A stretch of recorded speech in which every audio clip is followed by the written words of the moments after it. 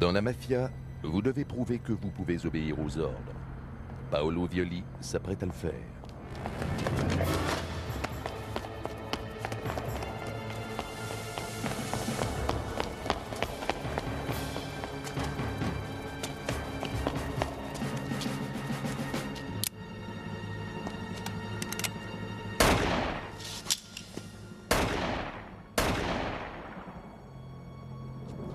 Après cet assassinat sur commande, personne ne doute plus de l'efficacité de Paolo Violi ou de son caractère impitoyable. Mais a-t-il le tempérament nécessaire pour survivre aux imbroglios diplomatiques de la mafia? Possède-t-il la sagesse indispensable pour naviguer dans les eaux troubles de la filière montréalaise?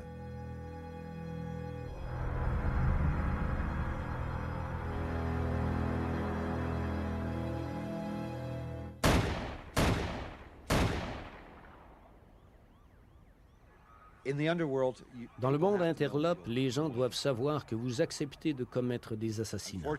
Malheureusement, lorsque vous tuez quelqu'un et que vous ne vous faites pas prendre, pas assez de gens peuvent savoir que vous pouvez le faire. D'un autre côté, si vous vous faites prendre, trop de gens le savent et vous allez en prison. Paolo Violi pouvait admettre avoir tué quelqu'un, se blesser lui-même et plaider la légitime défense. On savait qu'il avait tué, mais il n'allait pas en prison.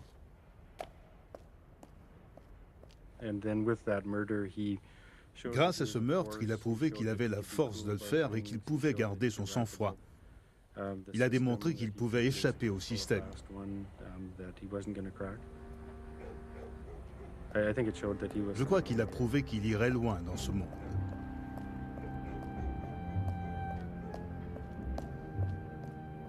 Paolo Violi et ses trois frères arrivent au Canada au début des années 1950. Ils font déjà partie de la mafia, car leur père est un dirigeant très respecté du monde interlope calabrais. Paolo a appris les vieux principes de la mafia, le respect, l'honneur et la violence. À son procès pour meurtre de 1955, il respecte résolument l'omerta, la loi du silence. Il a l'air si menaçant que personne n'ose mettre en doute sa piètre défense. Je crois que cela l'a motivé à aller plus loin, à pousser sa chance sans arrêt.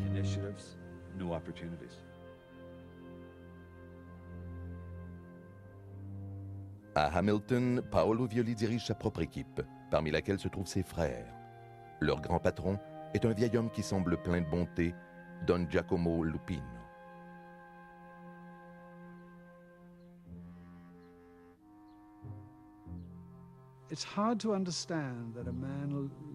Il est difficile de comprendre comment un homme qui vivait d'une pension de la Deuxième Guerre mondiale du gouvernement italien et d'une petite pension de vieillesse du gouvernement canadien pouvait avoir l'influence de Giacomo Lupino. Je n'y croyais pas. Je l'ai surveillé avec des policiers. Il travaillait dans son jardin et toutes sortes de personnes venaient lui rendre visite. Il était en contact avec des gens en Calabre, en Sicile, en Angleterre, aux États-Unis, en Australie.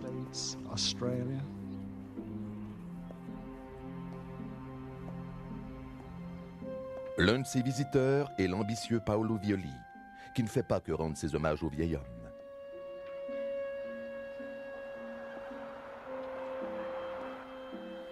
La fille de Lupino, Grazia, a attiré son attention.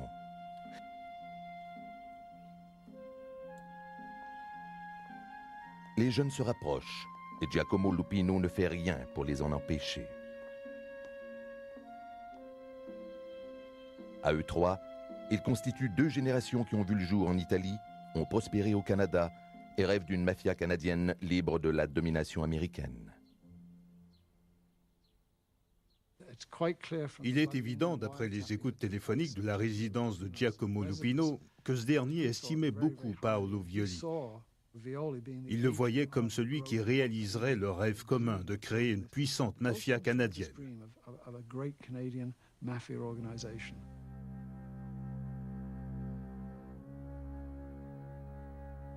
Cependant, depuis les années 1930, les familles de la mafia américaine dirigent le monde interlope canadien.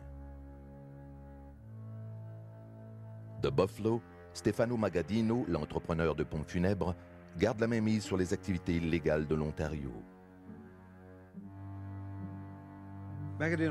Magaddino aimait la péninsule, plus particulièrement Hamilton. Dans cette ville, le monde interlope a toujours été très violent. Les gens y étaient impitoyables.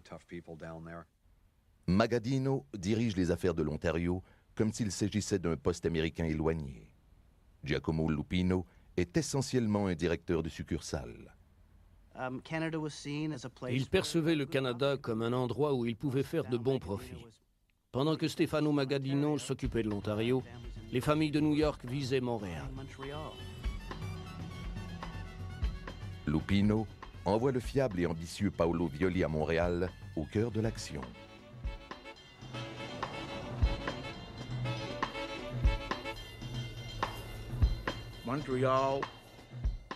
Montréal était la ville la plus importante à l'époque. Ils y exploitaient des cabarets, des feuilleuses, des bars et des établissements de jeux. C'était une ville excitante et rentable. Montréal était une ville ouverte.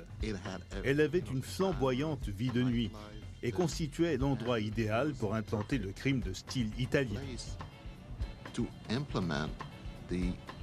Italian style of crime.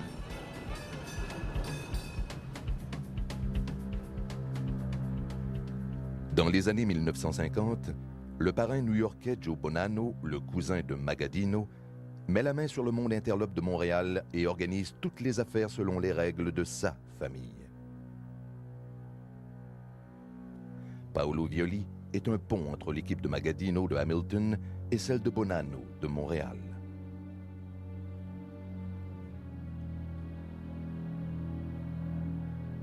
Joe Bonanno et son cousin Stefano Magaddino avaient une bien curieuse relation. Contrairement à ce qui se passe dans la plupart des familles siciliennes, les liens du sang qui les unissaient semblaient causer beaucoup de problèmes au lieu de les résoudre. Ils semblaient alimenter les passions au lieu de les calmer. Le succès de Bonanno irritait Magaddino. L'un des éléments les plus importants du règne de Magaddino a été sa concurrence avec son cousin de New York.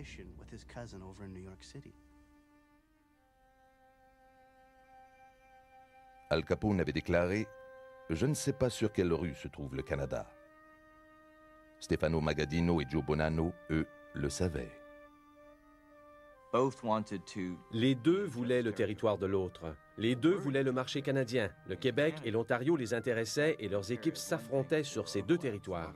Il y avait beaucoup de friction entre Magaddino et Bonanno au sujet du Canada. Les hommes comme Violi étaient pris entre les deux.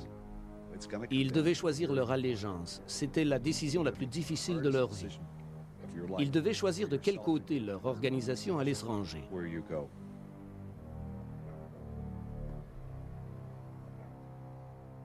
Paolo Violi doit naviguer entre deux cultures et deux familles. Ce fervent nationaliste doit payer les Américains et plaire à leurs représentants canadiens, particulièrement à l'homme de Bonanno en poste à Montréal, le redoutable Vic Cotroni.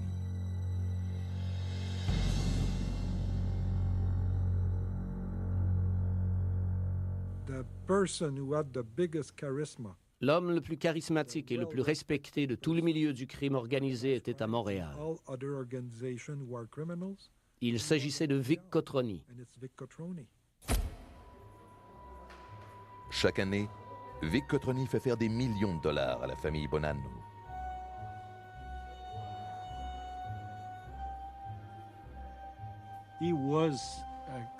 C'était un filou.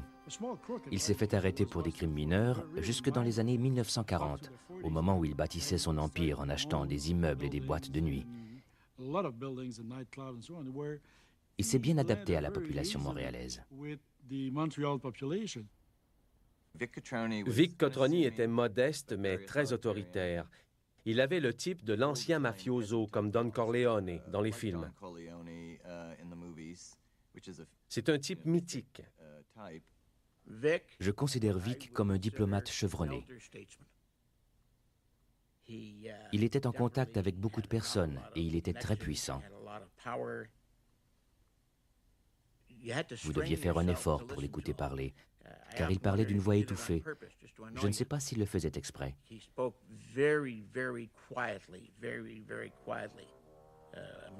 Il dirigeait les affaires de main de maître et tout le monde le respectait beaucoup.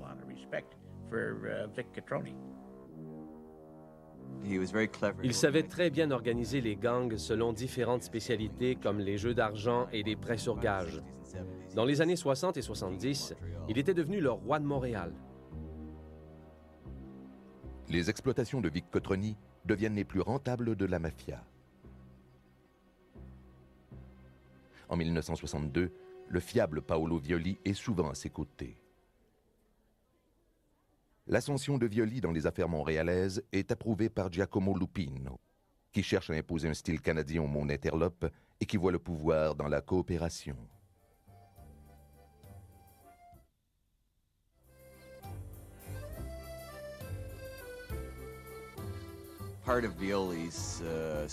La force de Violi se trouvait en partie dans ses alliances, et il a épousé la fille de Giacomo Lupino. Cette alliance stratégique a été, d'après moi, très importante dans l'ascension au pouvoir de Violi, car il pouvait alors faire affaire aussi bien avec la famille Magadino qu'avec la famille Cotroni. Il avait des relations à l'échelle internationale.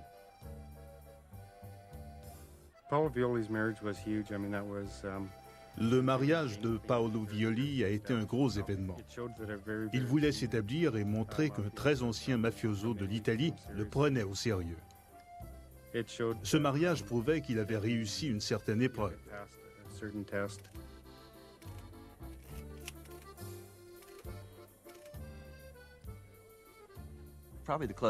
Cet important mariage de mafiosi était très semblable à celui qu'on peut voir dans Le Parrain. Ce fut une réunion de gangsters provenant de partout dans le monde, des États-Unis et de l'Italie. Ils sont tous venus lui rendre hommage et lui donner de l'argent. Ce fut probablement le mariage le plus important de l'histoire de la mafia canadienne.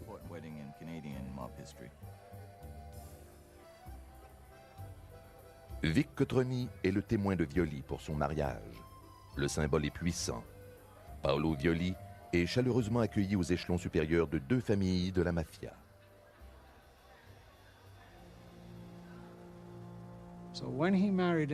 Lorsqu'il s'est marié, il s'est surtout associé à cette famille.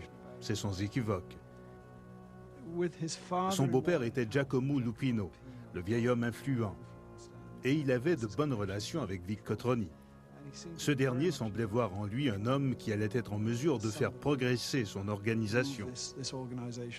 Il était très évident qu'il se mariait, si l'on peut dire, afin de devenir l'un des personnages les plus importants du crime organisé.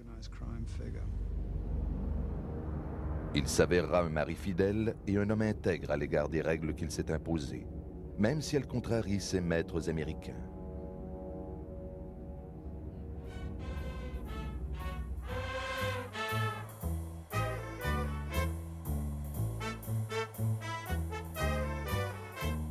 Saint-Léonard est un quartier du nord de Montréal. Il est situé près de la tentaculaire Petite Italie, le centre nerveux de la succursale canadienne de la famille de Joe Bonanno. Paolo Violi est membre de la famille Cotroni depuis 3 ans. Il a fondé son propre fief à Saint-Léonard avec sa propre équipe et ses quartiers généraux.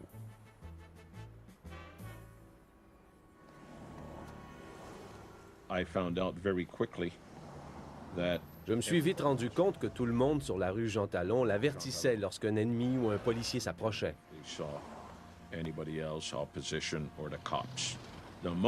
Lorsqu'une voiture de police tournait sur Jean Talon à l'angle de Lacordaire, il le savait immédiatement. Les gens lui baisaient la main. Certains s'inclinaient devant lui. Ils allaient le voir s'ils avaient des ennuis, comme dans le film Le Parrain. C'est la même chose que je voyais. Paolo Violi se promenait dans la rue Jean Talon à Saint-Léonard avec son gros cigare et il parlait à tout le monde. En même temps, de son bureau, il dirigeait ses activités criminelles, beaucoup d'activités criminelles. Nous avions remarqué qu'il faisait le lien entre le Canada et les États-Unis pour la famille Cotroni. Il avait des gens à Vancouver, en Italie, à Toronto, à Hamilton. Il était impliqué dans l'extorsion et les paris partout à travers le monde, pas seulement au Québec.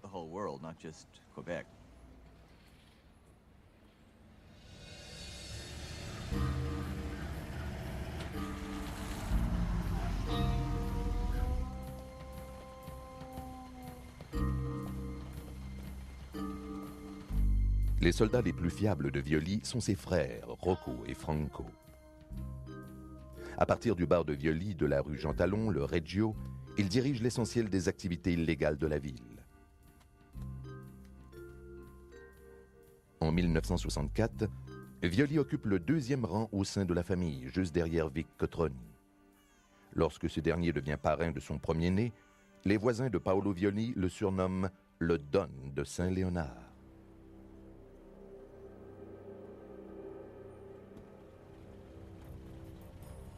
Les activités illicites de Montréal génèrent plus de 100 millions de dollars par année. Mais la succursale doit remettre une partie de ses profits au bureau central. Vic Cotroni et Paolo Violi doivent donner plus de la moitié de leurs profits à l'organisation de New York. La famille Bonanno n'exige rien de moins qu'une fidélité sans réserve.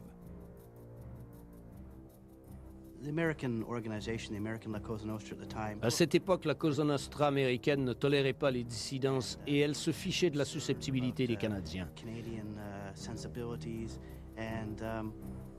Vous deviez obéir aux Américains, un point c'est tout.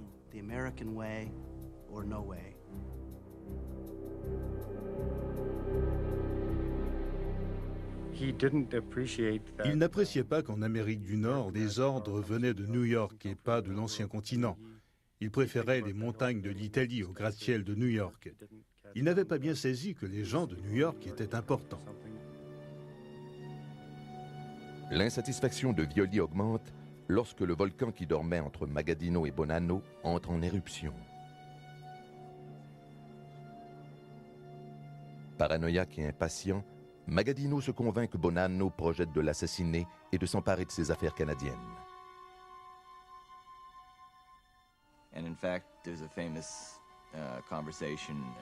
La police a rapporté une conversation au cours de laquelle Magadino aurait dit « Joe Bonanno est en train d'envahir le monde et nous devons faire quelque chose pour l'arrêter. »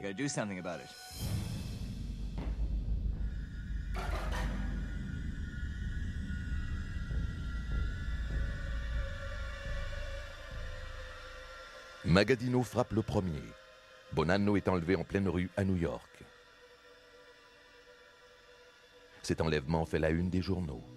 La confusion règne parmi la famille Bonanno. Une guerre ouverte entre les familles éclate.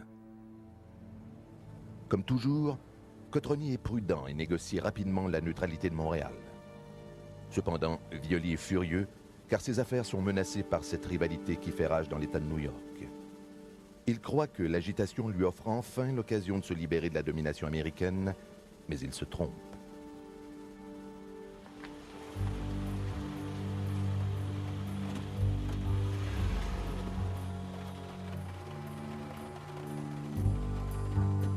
Après la disparition de Joe Bonanno, la part hebdomadaire qui doit aller à New York doit simplement être remise à son fils. Lorsque Bill Bonanno vient à Montréal afin de s'assurer que tout continuera comme avant, Violi est furieux. Je crois que lorsque Bill Bonanno est venu à Montréal, Paolo Violi s'est aperçu que, peu importe ce qu'il tenterait, il serait toujours dominé par cette famille. Il ne serait jamais l'égal de Bonanno. Il pouvait accomplir un bon travail au Canada, mais ces Américains seraient toujours au-dessus de lui, dans la hiérarchie. Je crois que Violi désirait avant tout être respecté, et que cette visite représentait un affront pour lui.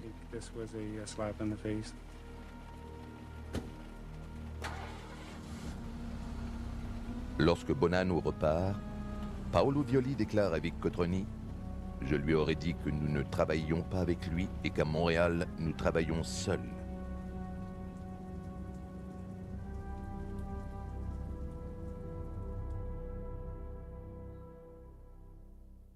Le 17 mai 1966, vêtu du même costume qu'il portait lors de son enlèvement, Joe Bonanno réapparaît devant un tribunal new-yorkais.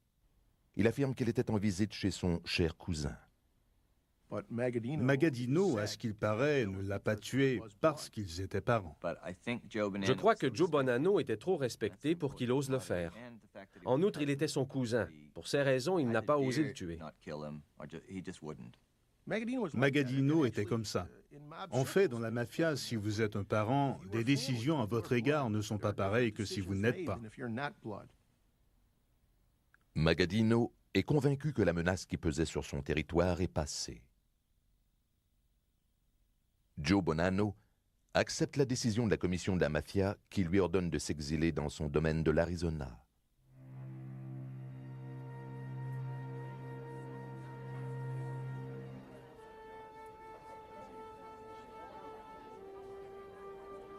Paolo Violi semble destiné à devenir le patron de Montréal.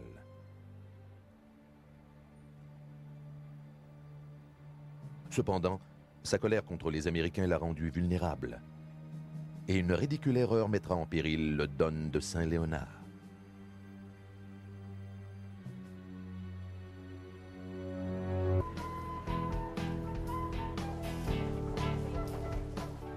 La gloire de Paolo Violi et de Vic Cotroni atteint son apogée dans les années 1960.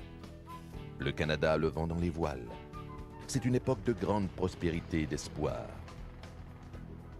Un avenir éclatant est imaginé lors de l'Expo 67.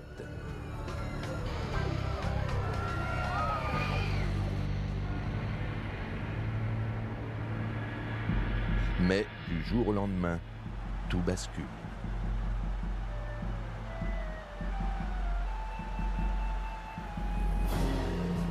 Octobre 1970, voit l'armée canadienne envahir les rues de Montréal. Le FLQ, un groupe militant de séparatistes, a enlevé le diplomate britannique James Cross et le ministre du Travail du Québec, Pierre Laporte. Le FLQ publie un manifeste qui condamne l'élite de la société. On peut y lire que Vic Cotroni est un maître de la manipulation des politiciens québécois. Vic Cotroni a gardé son pouvoir en corrompant beaucoup de fonctionnaires. Il n'était pas nécessairement corrompu avant d'avoir accepté l'argent de Cotroni, qui faisait beaucoup d'argent grâce aux paris. Même les politiciens peuvent être tentés d'accepter de généreuses sommes facilement gagnées. Vic Cotroni avait l'habitude d'acheter les politiciens et les policiers.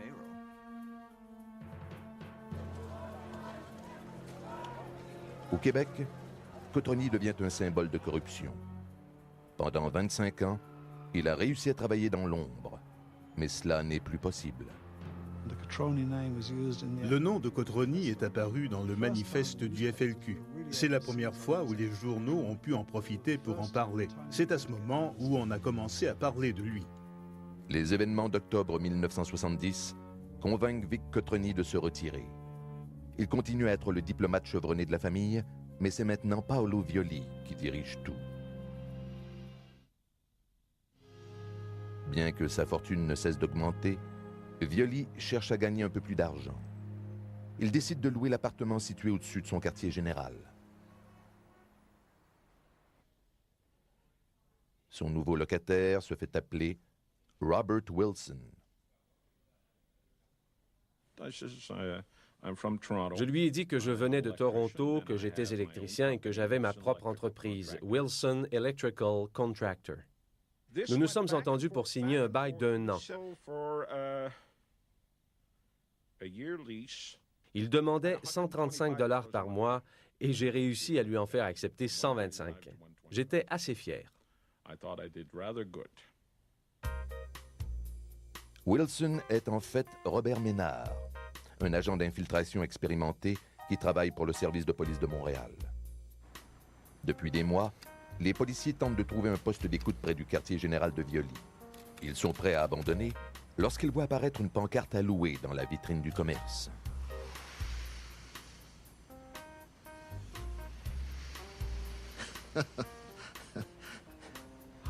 Nous avons été tellement chanceux. Nous avons loué l'appartement situé directement au-dessus de l'une de nos principales cibles. C'était trop beau pour être vrai. C'était effrayant. Je me dirigeais dans l'antre du dragon. J'avoue que j'étais terrifié. Mon cœur battait la chamade. Je ne savais pas à quoi m'attendre, je ne savais rien.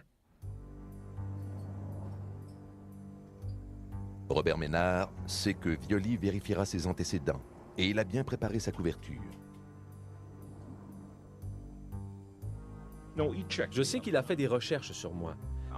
J'avais un compte bancaire et une carte de crédit. Robert Wilson avait un numéro d'assurance sociale, il votait, payait tous ses impôts et ses contraventions.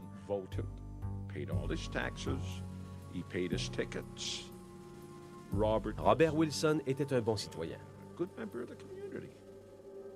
2 semaines plus tard, au milieu de la nuit, les policiers installent une table d'écoute.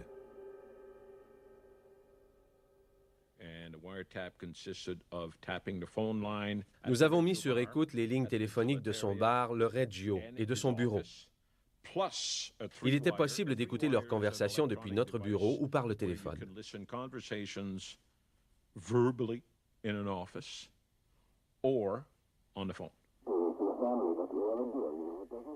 La police a maintenant accès aux conversations de l'un des dirigeants de la mafia. À la fin de 1970, la police apprend ainsi que Violi projette un voyage à Acapulco en compagnie de sa femme, de Vic Cotroni et du frère de ce dernier, Frank, qui sort de prison. Même en présence de Frank Cotroni, il ne fait aucun doute que Paolo Violi est le chef. La police apprend comment ces vacances se transforment en une réunion de mafiosi présidée par le génie des finances de la mafia, Meyer Lansky. On apprend également que ce dernier projette d'utiliser le Canada comme important poste de blanchiment d'argent. La puissance de Paolo Violi est confirmée lorsqu'il est invité à New York. Lors de toute élection d'un nouveau dirigeant de la famille Bonanno, un délégué de la famille Cotroni devait voter. Violi élit des chefs de la mafia et planifie des crimes, tandis que la police entend chacune de ses paroles.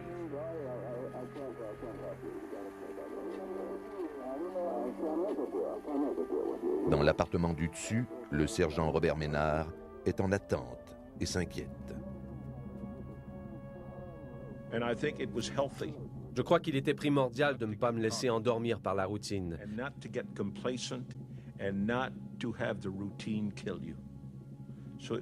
Chaque jour, je me demandais s'ils avaient découvert qui j'étais réellement.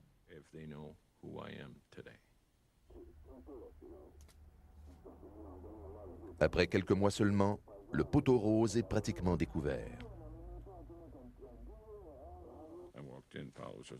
Paolo m'a accosté. « Wilson, venez ici. »« Comment allez-vous, Monsieur Violi? »« J'ai un problème d'électricité. »« Appelez un électricien. »« C'est vous, mon électricien. » Robert Ménard ne connaît rien en électricité. Il dispose d'une nuit pour se mettre au courant, sinon...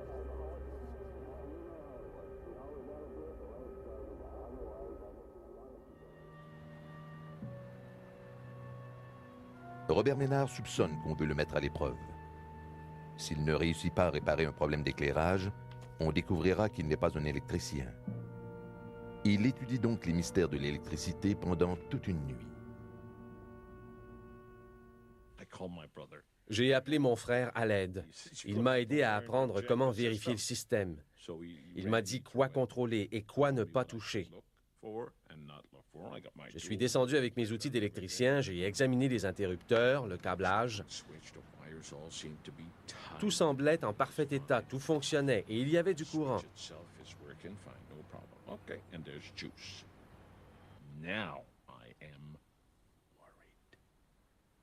J'étais vraiment très inquiet.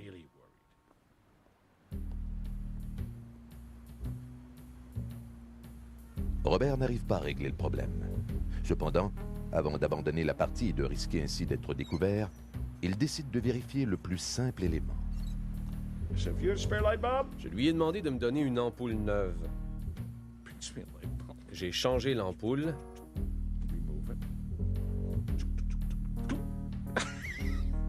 Et je lui ai dit, l'ampoule était brûlée, je ne vous facturerai pas cette fois-ci.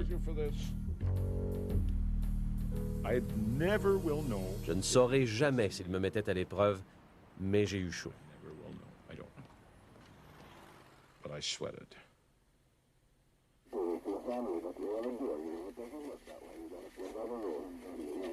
Le travail de Robert Ménard jouera un rôle clé lors de l'enquête du Québec sur les organisations criminelles.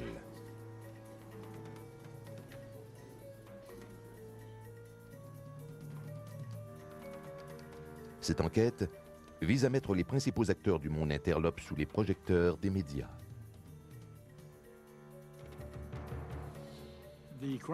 C'était la première fois que le Québec pouvait regarder chaque soir, à la télévision, tous les bandits de la ville et de la province défiler et se faire questionner devant cette commission. C'était la première fois où l'on voyait des criminels se faire poser des questions sur la mafia.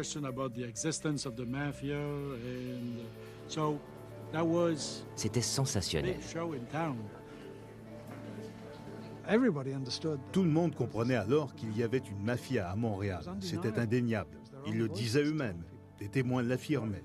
Cette enquête a forcé les gens à témoigner de l'existence de cette mafia.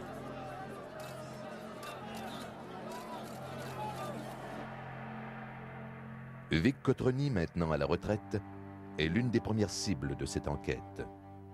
Comme il fallait s'y attendre, l'ancien patron n'a rien à déclarer. Il affirme aux journalistes qu'il n'est qu'un fabricant de saucisses sans éducation. L'enquête ne peut permettre de trouver aucune preuve directe démontrant qu'il est un mafioso. C'est comme ça que Vincent travaillait. Il ne parlait jamais aux personnes qui perpétraient les meurtres, ni à celles qui effectuaient les basses besognes. Il plaçait des intermédiaires entre lui et ces individus, des tampons, comme ils disent. Ceux qui effectuaient les sales besognes ne pouvaient donc pas témoigner contre lui. Mais Vic paie pour son silence. Il est condamné à 6 mois de prison pour outrage au tribunal.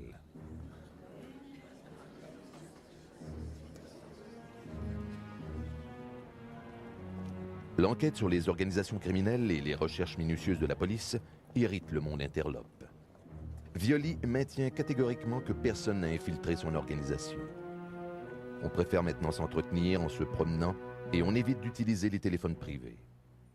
Cependant, Violi est certain que son bar, le Reggio, est encore un endroit sûr. Dans l'appartement du dessus, les supérieurs de Robert Ménard lui ordonnent de plier bagages.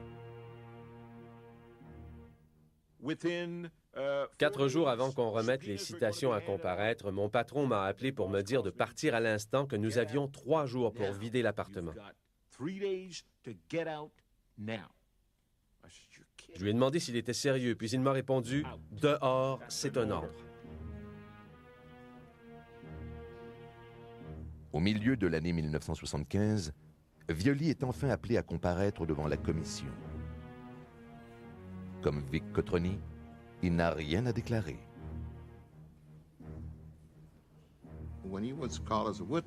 Lorsqu'il a été appelé à témoigner, il ne voulait pas parler.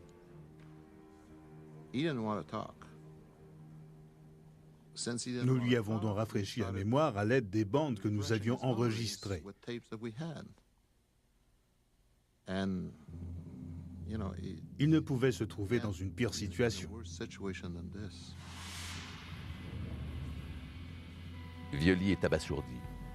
En tant que parrain de Montréal, il était convaincu d'être isolé et intouchable. Il est maintenant compromis par ses propres paroles.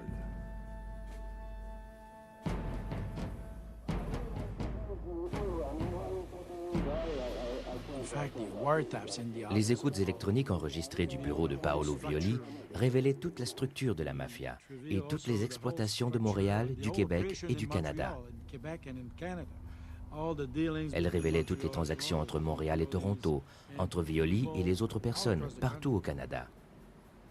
Elles démontraient que les familles de Montréal étaient en relation avec celles de New York et de l'Italie.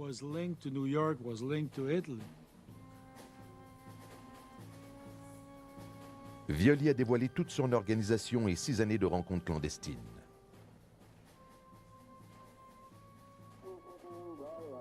L'une des bandes permet à la commission d'enquête d'écouter la conversation de 2 importants mafiosi de New York. Pendant 2 heures, ils ont parlé de tous les meurtres, de tout ce qui se passait à New York dans le crime organisé. Cette conversation a permis de connaître ce qui se passait à New York, car il s'agissait de 2 vieux routiers qui parlaient de leurs nombreuses années de travail au sein de la famille, de meurtres et de leurs problèmes. Même les Américains ont profité des révélations des bandes enregistrées chez Paolo Violi.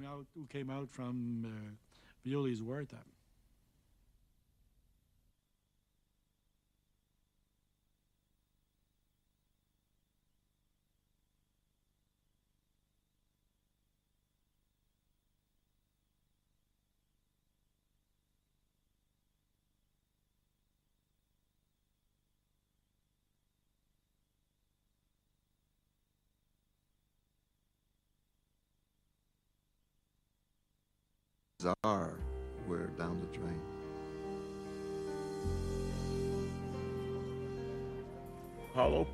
Paolo s'était mis dans de beaux draps. Au départ, il avait le courage et l'étoffe d'un parrain. Mais il s'est laissé emporter par son ambition et il a cru qu'il pouvait faire ce qu'il voulait au moment où il le décidait. Comme Vic Cotroni, Violi est condamné à 6 mois de prison pour outrage au tribunal. Mais son statut au sein de la mafia l'inquiète beaucoup plus. Il est anéanti. Il était pris au piège. Imaginez-vous la situation.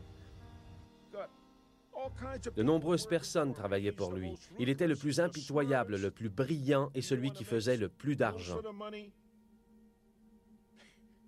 Néanmoins, il s'est fait prendre. Pour eux, c'est impardonnable. Le filet protecteur de Violi se défait pendant qu'il languit en prison. D'abord, son frère qui accomplissait les basses besognes, Francesco, est abattu dans son bureau. Puis son consigliere est assassiné dans la rue. Son plus jeune frère, Rocco, est abattu alors qu'il mange avec ses enfants. Son lieutenant a été assassiné alors qu'il sortait d'une représentation du film Le Parrain. Certains mafiosi ont un sens de l'humour assez tordu.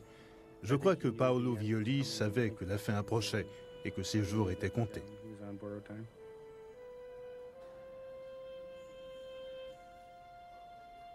Chaque jour, il écrit à sa femme Grazia afin de la rassurer.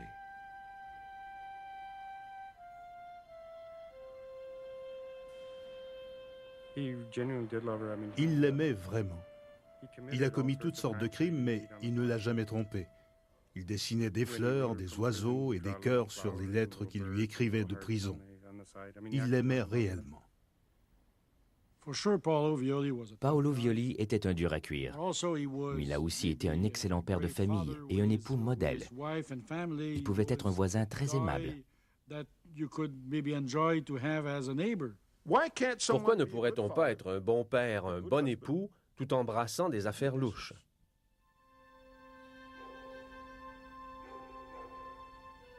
Paolo Violi a vécu selon le code d'honneur de la mafia. Il a commis de nombreux crimes, mais il était loyal envers sa famille. Il savait que sa vie était en danger. Il était très prudent. À sa sortie de prison, il n'était plus le même. Personne n'a eu à l'avertir, il le savait.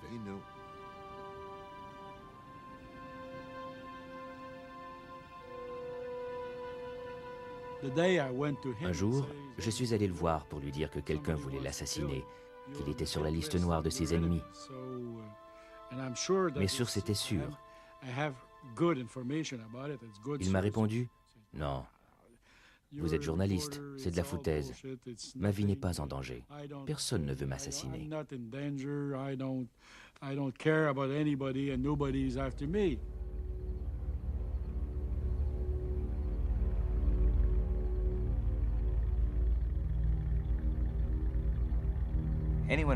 Quiconque est impliqué dans le crime organisé a cette épée de Damoclès au-dessus de sa tête. À tout moment, on peut se faire assassiner. Imaginez, c'est une menace constante et terrible.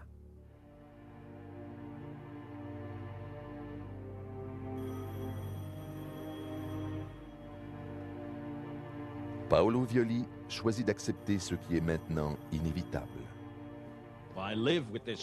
J'ai vécu près de cet homme, je l'ai étudié pendant 6 ans afin de pouvoir rester en vie. Je me disais qu'il n'était pas le genre à fuir, qu'il ne lâcherait pas pied. Pourquoi croyez-vous qu'il était devenu un patron, un dirigeant?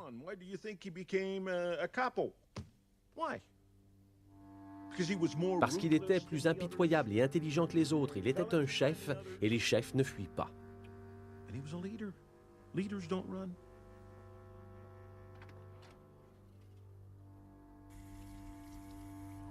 Où serait-il allé? La seule chose qui le protégeait était le fait qu'il était marié à la fille de Lupino. Il aurait pu déménager.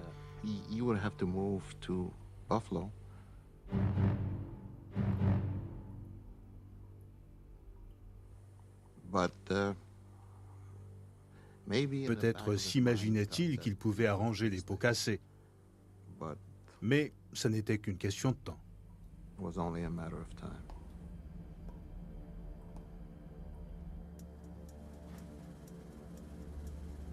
Le 26 février 1978, Paolo Violi est invité à son bar, le Reggio, pour une partie de cartes amicales.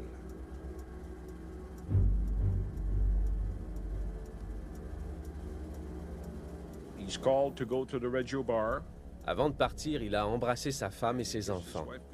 Il s'est rendu au Reggio et s'est assis à l'arrière, exactement où il se tenait quand je l'ai rencontré la première fois.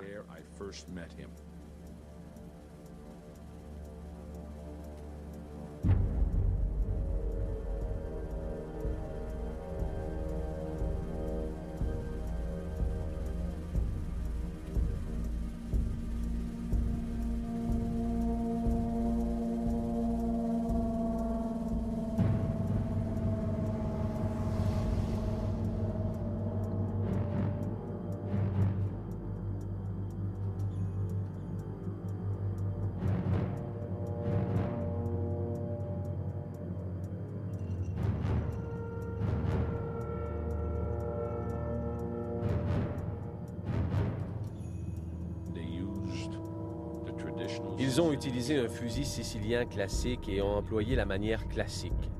Le meurtrier l'a embrassé, puis lui a fait sauter la cervelle.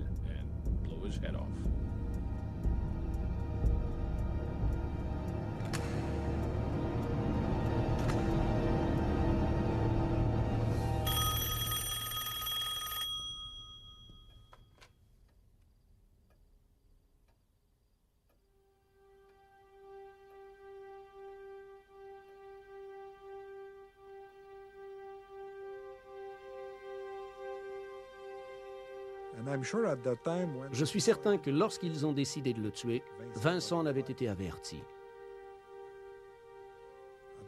Certaines de nos sources ont confirmé après le meurtre qu'il avait été averti et que s'il avait refusé, il y aurait eu 2 meurtres plutôt qu'un.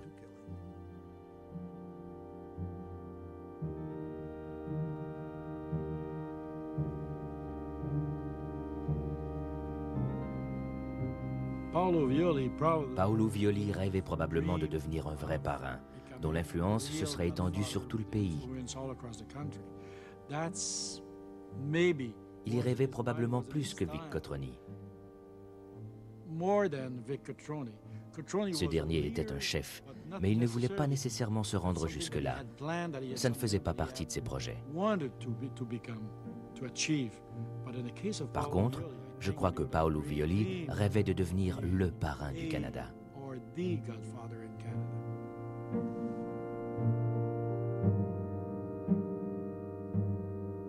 Cependant, Paolo Violi n'est qu'un autre serviteur sacrifié de la filière canadienne.